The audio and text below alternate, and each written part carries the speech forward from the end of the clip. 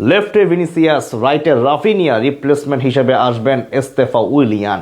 এই মুহূর্তে ব্রাজিলের আক্রমণ ভাগ পৃথিবীর যে কোনো দলকে গুড়িয়ে দেবার সামর্থ্য রাখে। তাদের সঙ্গে যুক্ত হবেন নেইমার জুনিয়র, যাকে নিয়ে বিশেষ পরিকল্পনা রাখবেন আনচেলত্তি।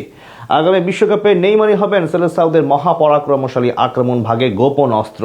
কার্লো আনচেলত্তি তরুণদের সঙ্গে নেইমারকে নিয়ে কি বিশেষ পরিকল্পনা রাখছেন তা নিয়ে জানবো রিপোর্টে। স্নেগাল দুর্গকে তুর্কি নাচন নাচিয়ে ছেড়েছেন ভিনিসিয়াস জুনিয়র। রিয়াল মাদ্রিদের সেই চিরচেনা ভিনি যেন ফিরে এসেছেন হলুদ জার্সিতে। তার গতির সঙ্গে এক একটি ড্রিবলিং ছিল পাবলো পিকাসোর চিত্রকর্ম। ডিবক্সের মাঝে ম্যানচেস্টার ইউনাইটেডের ম্যাথিউস কুনাও শেষ ম্যাচে গোলটা পেতেই পারতেন, তবে গোল না পেলেও যেভাবে ছুটেছেন তা আগামী বিশ্বকাপে প্রতিপক্ষের শঙ্কার কারণ।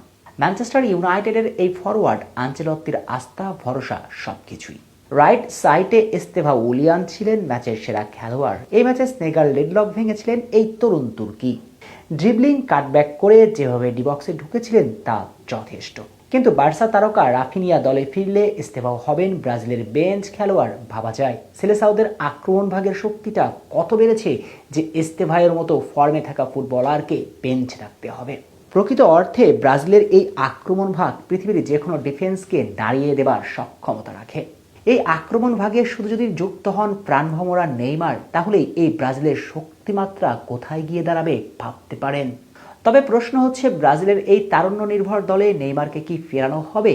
33 বছর বয়সী এই ফুটবলারের কার্যকারিতাই বা কতটুকু, কিংবা কিভাবে নেইমার দলকে সাহায্য করতে পারবেন?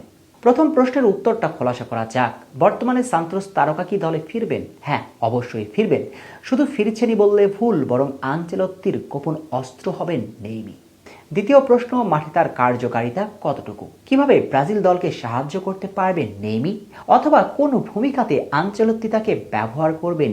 এই ইতালিয়ানের নেইমারকে নিয়ে গোপন ছকটাই বা কি হতে পারে? সত্যকার অর্থে নেইমার মাঠে থাকা মানে প্রতিপক্ষের দুশ্চিন্তার কারণ। নেইমারকে নিয়ে কোনো সন্দেহ ছাড়াই বিশেষ পরিকল্পনা রাখতে হবে প্রতিপক্ষের কোচের।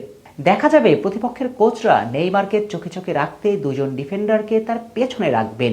এতে করে স্পেস পেয়ে যাবেন ভিনিসিয়াস, রাফিনিয়া, এস্তেভাওরা। দ্বিতীয়ত, দেখুন সর্বশেষ ক্যাসিমেরোর সাক্ষাৎকারটা, যেখানে তিনি ফুটিয়ে তুলেছেন সতীর্থের প্রতি ভালোবাসা, আবেগ। পুরো মাঠে নেইমারের জন্য লড়াই করতে চান তিনি। শুধু ক্যাসিমিরোই নয়, বরং তরুণ রদ্রিগো, এস্তেভাওদের কাছে নেইমার তাদের প্রাণ, ভালোবাসা, বড় ভাই। তৃতীয়ত, নেইমার ফিল্ডে থাকলে মাঝে সাঝে মধ্যমাঠ থেকে প্রতিপক্ষের অ্যাটাকিং থার্ডে এক একটি পাস যথেষ্ট হবে দুর্গ নাড়িয়ে দেবার জন্য। এগুলো ভেবে আগামী দলটা গোছাবেন আনচেলত্তি, আর সে দলটা হবে নেইমার কেন্দ্রিক। প্রশ্ন হচ্ছে, এই দলের নেইমারের জায়গা হবে কোথায়, অর্থাৎ তিনি খেলবেন কোথায়? প্রশ্নের উত্তরটা নিহাতি সহজ। 3 অ্যাটাকিং মিডফিল্ডারের একেবারে মাঝখানটাতে, অর্থাৎ নাম্বার 10 পজিশনে।